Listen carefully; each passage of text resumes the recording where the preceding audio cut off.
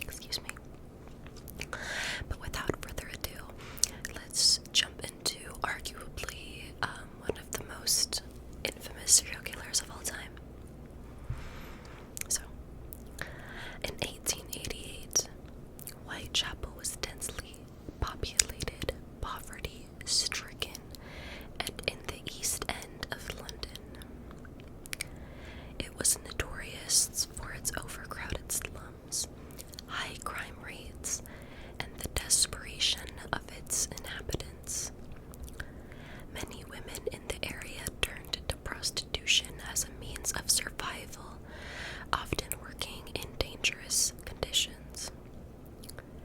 The district was a maze of narrow alleys, poorly lit by gas lamps, which made it an ideal environment for a predator like Jack the Ripper.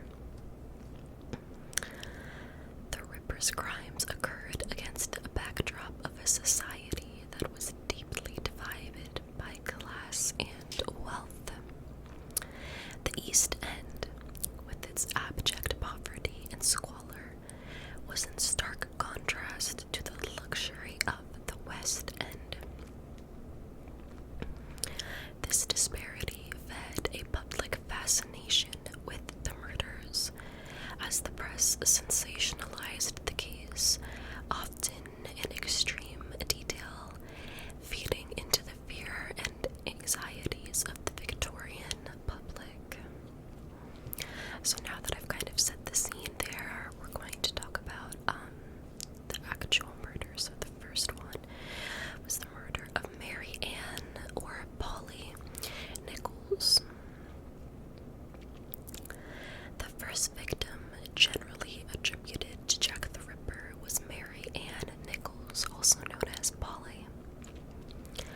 Born in 1845, Nichols was a 43-year-old woman who had fallen into poverty and turned to prostitution. On August 30th, 1888, Nichols was seen walking the streets of Whitechapel, hoping to earn enough money for a night's lodging. At around 3:40 a.m. on August 31st, her body was discovered by a carter named Charles Cross in Bucks Row, now known as Dewart Street if you were to go there today. Polly Nichols was found, excuse me, lying on her back with her throat deeply slashed twice and her abdomen brutally mutilated. The police were called to the scene and the initial investigation began. The brutality of the crime shocked the community, but it was not yet clear that this was the beginning of a new series of murders. The second victim, Annie Chapman, was a 47-year-old woman who also struggled with poverty and alcoholism. Like Nichols, Chapman turned to prostitution in order to survive. In the early hours of September 8th, 1888, she was last seen alive in the company of a man near 29th Hanbury Street. At around 6 a.m., Chapman's body was discovered by John Davis, a resident of 29 Hanbury Street, in the backyard of a building. Her throat had also been slashed, and her abdomen had been cut open, with some of her internal organs removed and placed beside her body. The precision of these mutilations led some to speculate that the killer had anatomical knowledge, possibly suggesting a background in surgery or butchery. The murder of Annie Chapman caused widespread panic in the East End. The police intensified their efforts to catch their killer, but despite questioning several suspects, they were unable to make any arrests. The press now dubbed the killer Jack the Ripper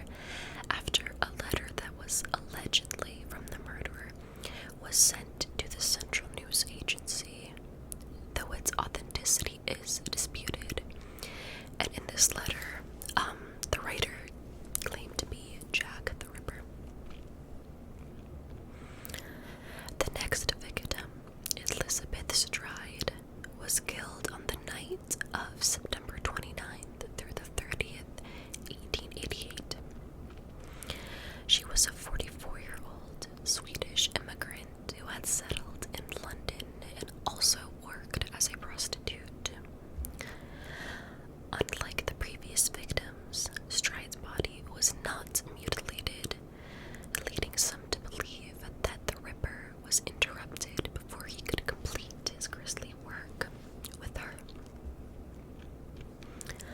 Stride's body was discovered at 1 a.m. on September 30th in Dudefield's yard off Brunner Street. Her throat had also been deeply slashed, but there were no other wounds, as I said previously. Just before her death, she was seen with a man by a witness named Israel Schwartz, who described the man as being of average height and Eastern European appearance. The police believed that the Stride murder might have been the work of the Ripper, but the lack of mutilation left some doubt. However, the events that unfolded that night would reinforce the belief that Jack the Ripper would strike again. Catherine Eddowes, the fourth victim, was killed less than an hour after her Stride, making it the second murder of what would become known as the double event. Eddowes was a 46-year-old woman who had lived a difficult life similar to the other women, struggling with alcoholism and poverty. She had been arrested for drunkenness earlier in the evening and was released from the police station at 1 in the morning. At 1:45 a.m., her body was found in Meter Square in the city of London. Eddowes' throat had been slashed and her abdomen was mutilated, with her intestines placed over her right shoulder. The killer also had removed a portion of her kidney and parts of her uterus and taken it. Additionally, her face had been disfigured with cuts to her nose, cheeks, and eyelids. The discovery of Eddowes' body was in a different jurisdiction. This added another layer of complexity to the investigation. Where Eddowes' body was discovered was the City of London, and the City of London police took over the entirety of the case. And a piece of Eddowes' apron found near a doorway in Goulston Street was used to connect her murder to the others. The piece of cloth was stained with blood and feces, and above it, a message was scrawled on the wall.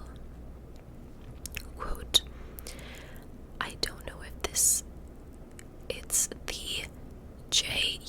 the Juwes, I'm not sure how you pronounce that, so the blank, are the men that will not be blamed for nothing."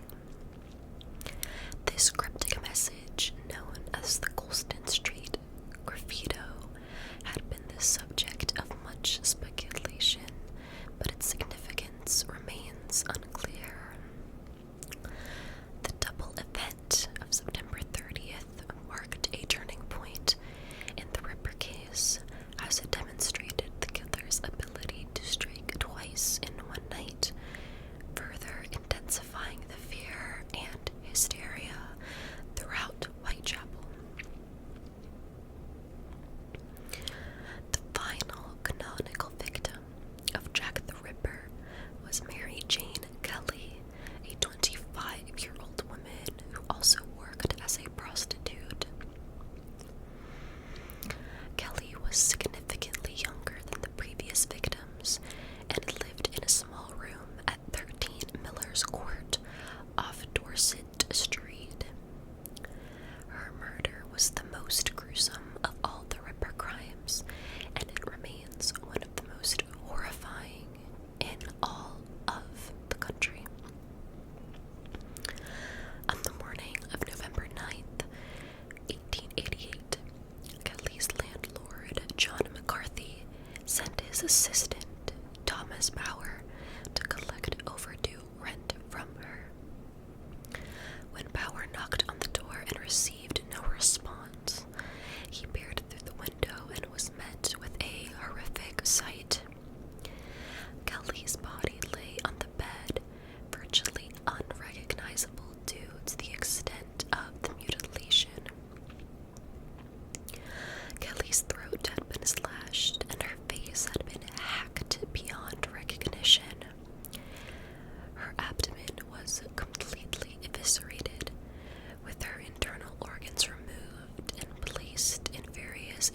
areas around the room. The flesh from her thighs had been stripped to the bone, and her heart was missing.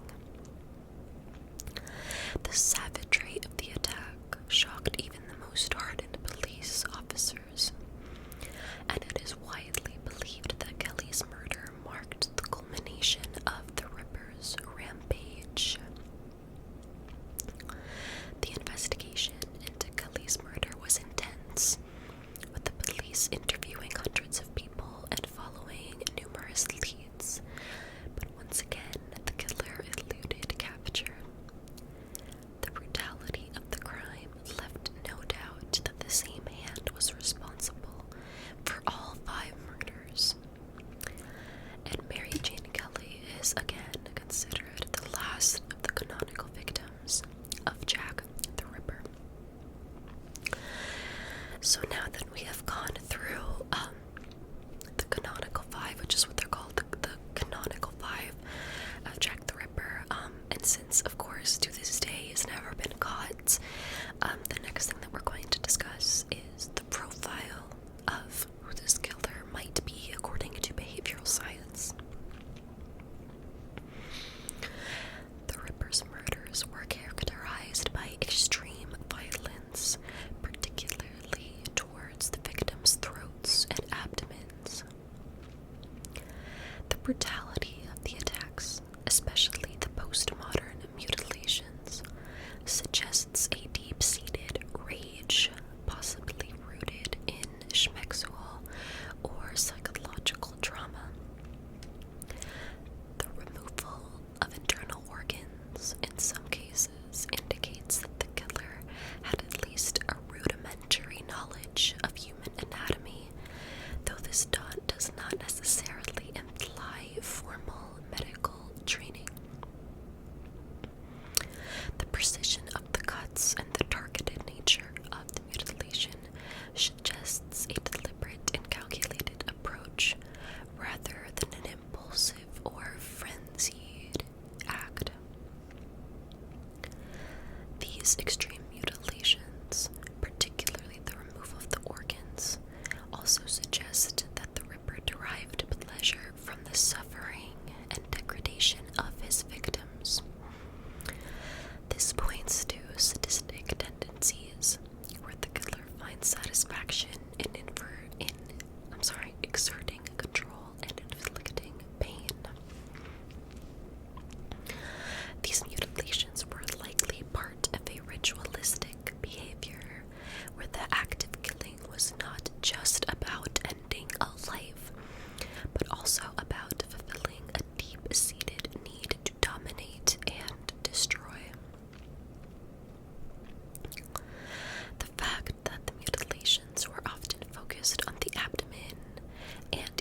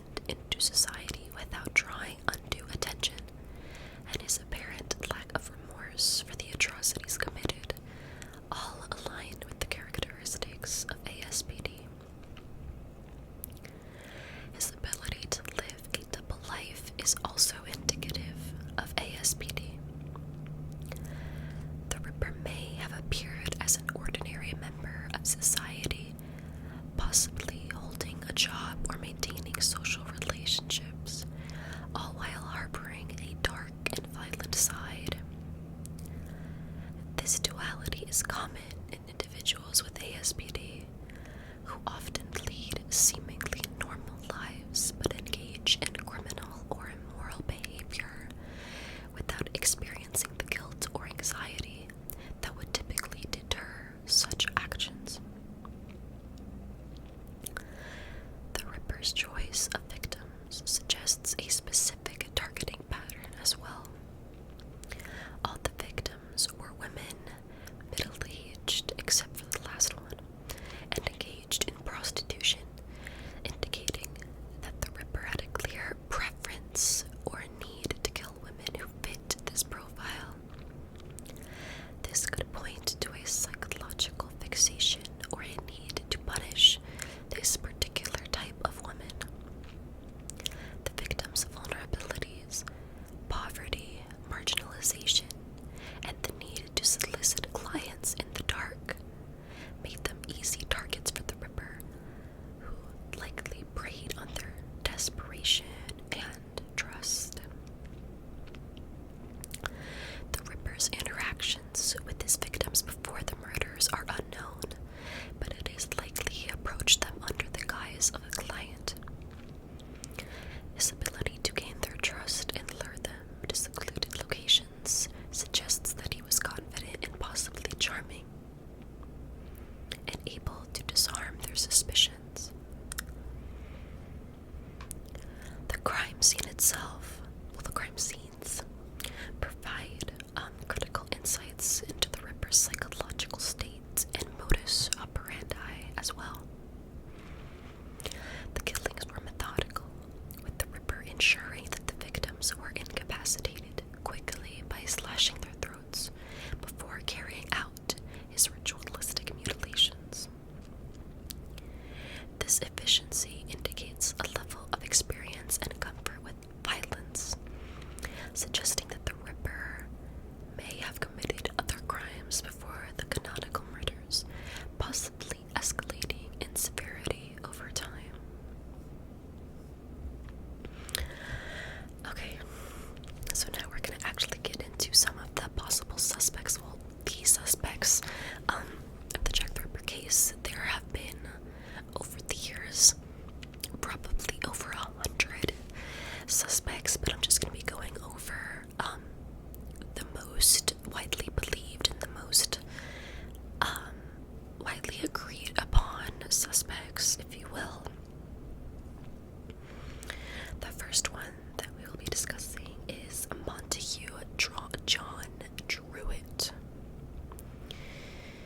Druitt was a barrister and school teacher who became a leading suspect due to a combination of circumstantial evidence and the timing of his death. Druitt came from a respectable family, but he struggled with mental health issues. He was dismissed from his teaching position shortly before his death, and in December 1888, his body was found in the River Thames, and his death ruled as a suicide. Some theorists believe that his death coincided with the end of the Ripper murders, suggesting that Druitt was the killer and took his own life out of guilt or fear of being caught. However, there is no direct evidence linking Druitt to the crimes, and his inclusion as a suspect is largely based on the timing of his death. The next suspect, Aaron Kosminski, a Polish immigrant and barber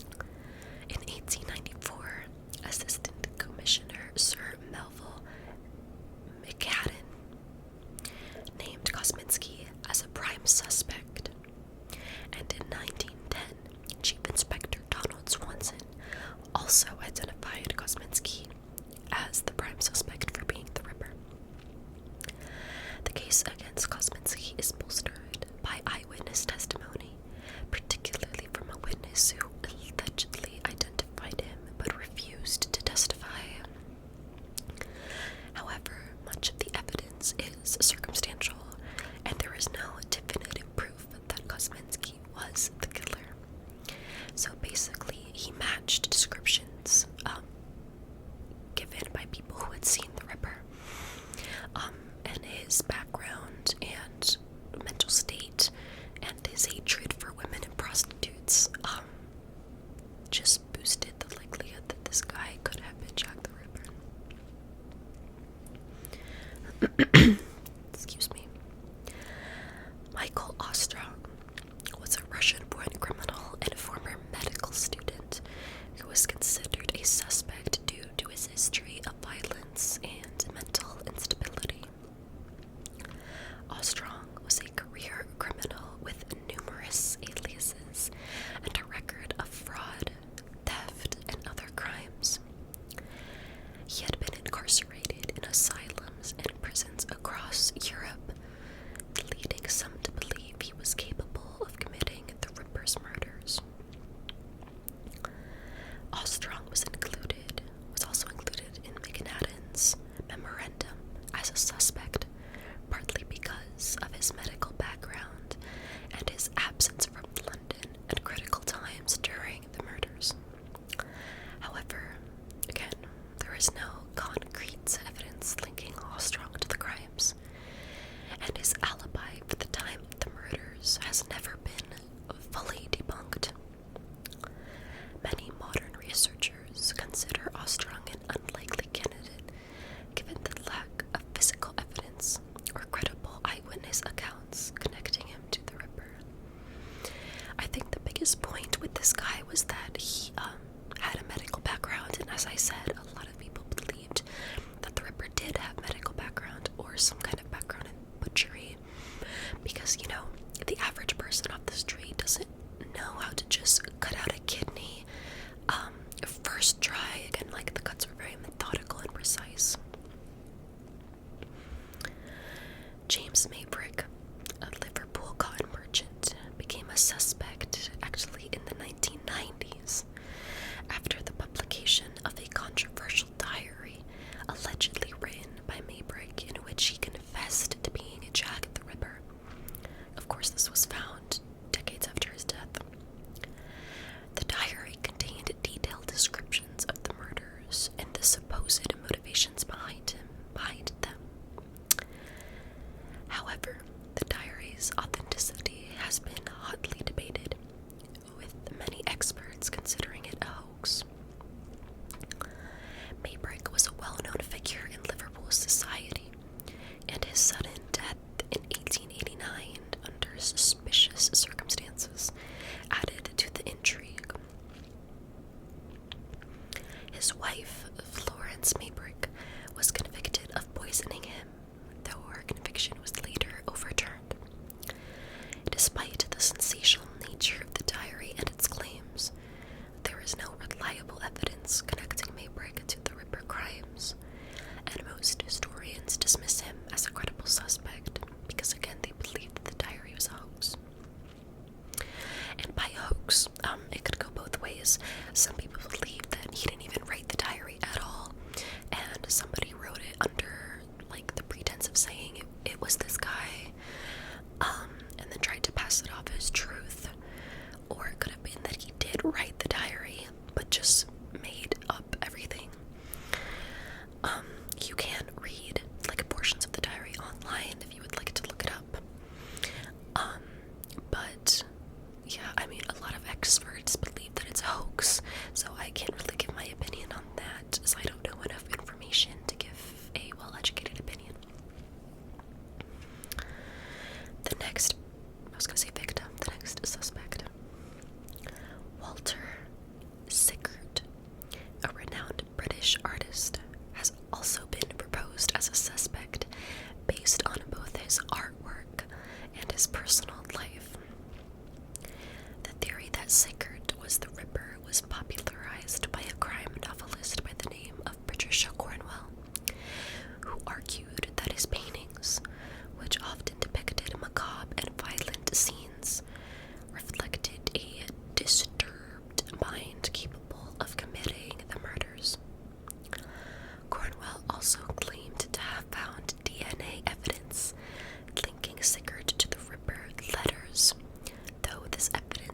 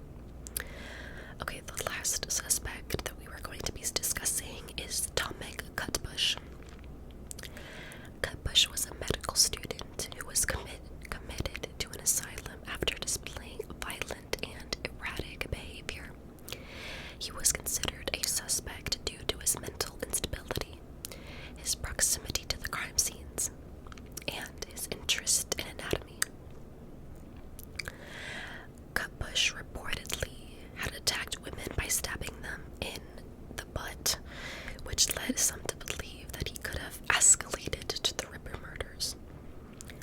In 1894, an article in the Sun newspaper accused Cutbush of being the Ripper, arguing that his interment coincided with the end of the killings.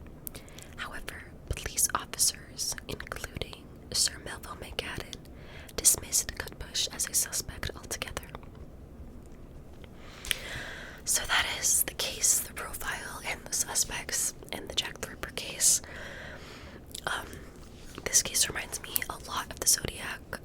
I did do a video on the Zodiac Killer, and in the Zodiac Killer video I did mention Jack the Ripper. So if you haven't seen that video and would like to check it out, obviously you can. These are definitely the two, I would say, most infamous unsolved serial killer cases of all time. Though Jack the Ripper is definitely older, like the case is older than the Zodiac.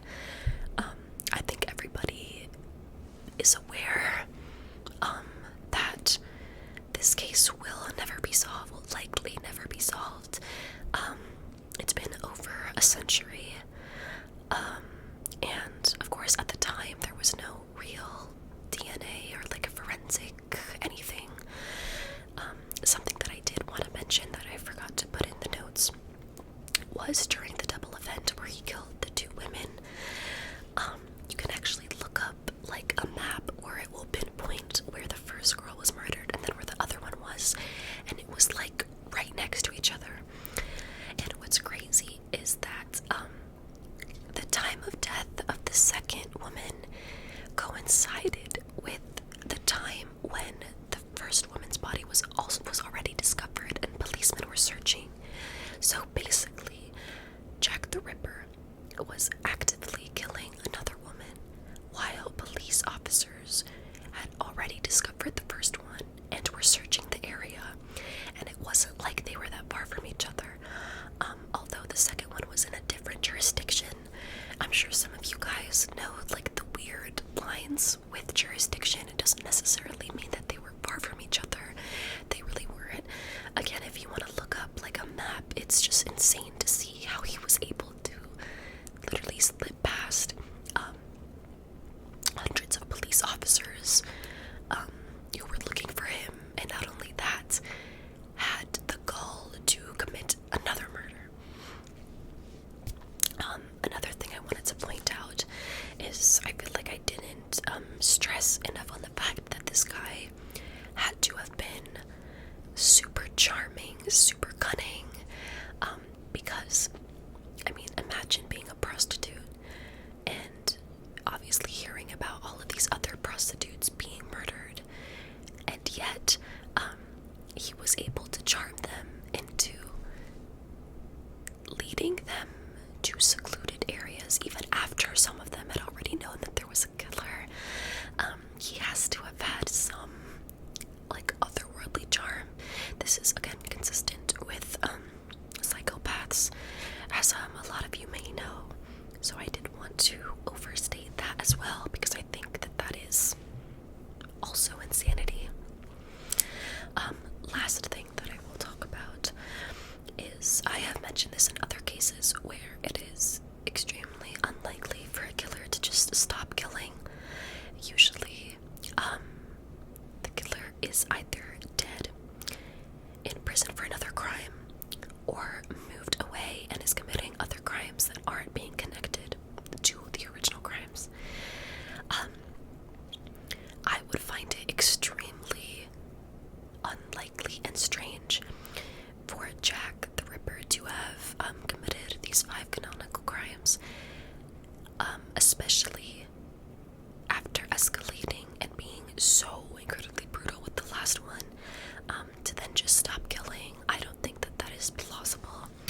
So I think that he was either arrested, dead, or moved away. That is why I'm more inclined to believe the suspects that died like immediately after the crimes, again because of everything that I said. But there were a few suspects that were committed into asylums right after the crimes as well, which would also make sense.